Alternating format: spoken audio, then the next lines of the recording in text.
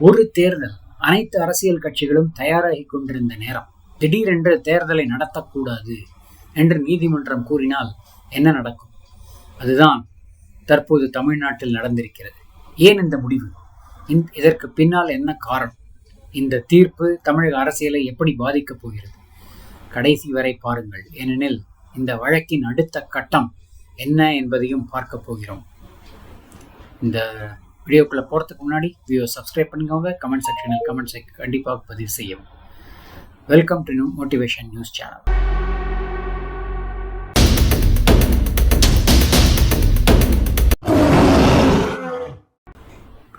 முதலில் என்ன நடந்தது என்பதை புரிந்து கொள்வோம். தமிழ்நாட்டில் காலியாக உள்ள சில சட்டமன்ற தொகுதிகளை தொகுதிகளுக்கு இடைத்தேர்தல் நடத்தப்படும் என எதிர்பார்க்கப்பட்டது.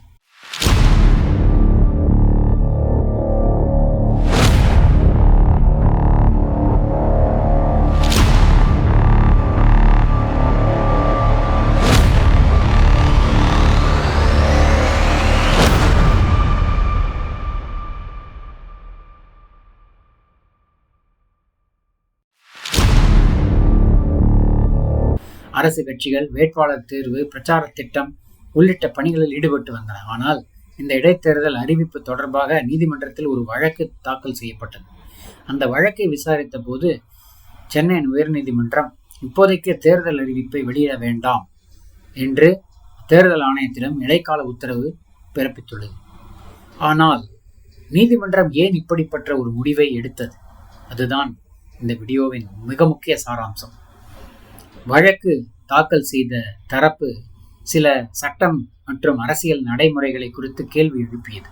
அந்த வாதங்களை கேட்ட நீதிமன்றம் இறுதி தீர்ப்பு வரும் வரை தேர்தல் அறிவிப்பை வெளியிட வேண்டாம் என்று இடைக்கால உத்தரவு வழங்கியுள்ளது.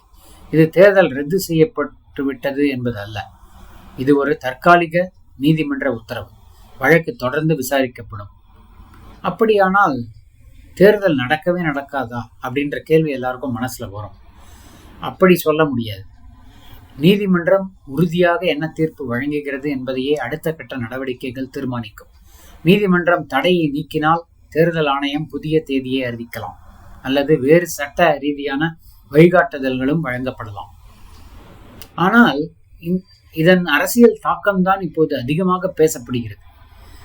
இடைத்தேர்தல்கள் வெறும் சில தொகுதிகளுக்கான தேர்தல் மட்டுமல்ல, அவை அரசின் செயல்பாடு குறித்து மக்களின் மனநிலையை அறியும் ஒரு முக்கியமான வாய்ப்பாகவும் பார்க்கப்படுகின்றன.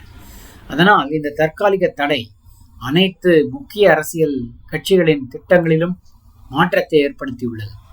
சில கட்சிகள் நீதிமன்றத்தின் முடிவை வரவேற்றுள்ளன.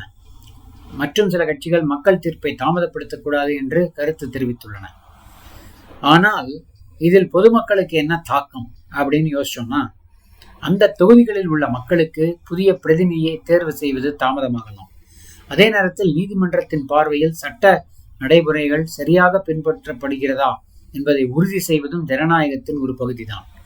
எனவே வேகமும் முக்கியம், சட்டப்பூர்வமான நடைமுறையும் முக்கியம். இரண்டுக்கும் இடையில் சமநிலையை பேணுவதுதான் அவசியம்.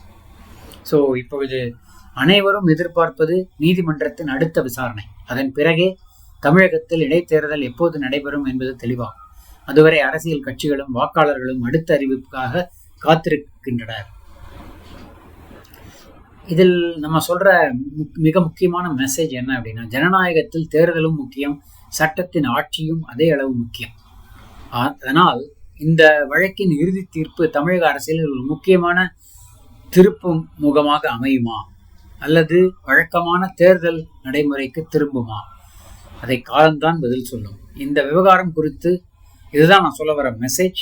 இந்த விவகாரம் குறித்து உங்கள் கருத்துக்கள் வரவேற்கப்படுகின்றன. நீதிமன்றத்தின் இந்த இடைக்கால உத்தரவு சரியான முடிவா? உங்கள் கருத்தை கீழே கமெண்ட் செக்ஷனில் பதிவு செய்யுங்கள். இது போன்ற முக்கியமான அரசியல், பொருளாதார மற்றும் நிகழ்வுகளை எளிய தமிழில் தெரிந்து கொள்ள எங்கள் சேனலை சப்ஸ்கிரைப் செய்து பெல் ஐக்கனை அழுத்த மறக்காதீர்கள். ஏன்னா அந்த ஒரு நோட்டிஃபிகேஷன் உங்களுடைய மொபைலுக்கோ அல்லது டெஸ்க்டாப்புக்கோ நேராக வந்து சேரும் அப்படின்னு சொல்லி இந்த பதிவை இத்துடன் முடித்துக் கொள்கிறேன். சுவாரஸ்யமான தகவலுடன் மீண்டும் இணைவோம். நன்றி, வணக்கம்.